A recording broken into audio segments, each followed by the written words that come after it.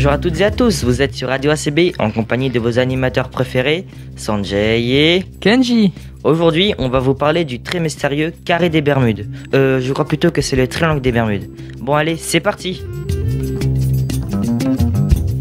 Avant tout, il est où ce triangle des Bermudes, Kenji ? Le triangle des Bermudes, ou autrement appelé le triangle du diable, se situe dans l'océan Atlantique. La connexion des trois îles, l'île des Bermudes, Porto Rico et Miami, forme un triangle.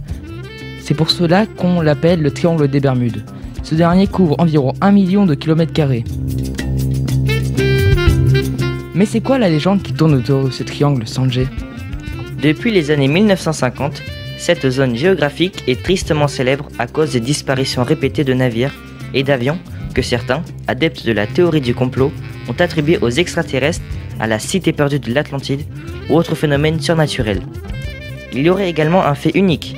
Dans ce lieu, la différence de 20 degrés entre le nord magnétique et le vrai nord serait visible. Mais moi je connais plein d'autres triangles, rectangles, isocèles. Oui, tu as raison, mais je te parle des triangles dans le thème mystérieux. Il y a le triangle de la Burle dans les Cévennes qui détient le record de crash aérien depuis les années 40. Plus de 80 accidents. Parmi ces derniers se trouve l'accident du bombardier anglais Halifax en 1943, ainsi que le crash de l'avion de la sœur du président Kennedy. Mais pour revenir au sujet de l'émission, le mystère du triangle des Bermudes est-il résolu, Sanjay ? Oui, après tant d'accidents, le voile est enfin levé. La raison est simplement les conditions météorologiques. Les tempêtes, vagues et vents violents ainsi que les cyclones tropicaux sont les causes des accidents.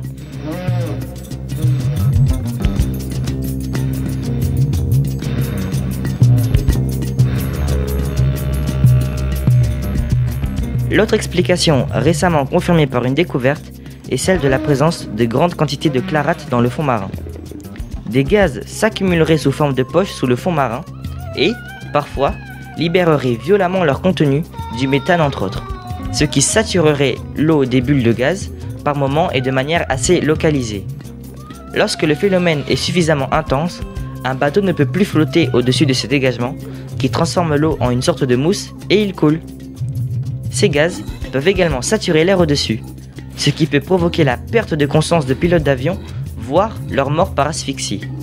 En outre, si la concentration dans l'air est suffisante, un moteur d'avion peut provoquer l'embrasement du gaz.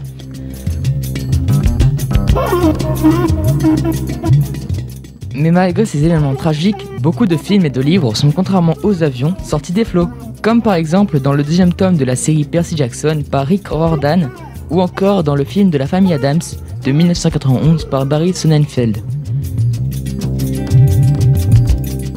À titre indicatif, voici le top 3 des disparitions marquantes. La disparition de Thomas Lynch Jr., le bateau de l'USS Cyclope et l'avion Tudor Star Tiger.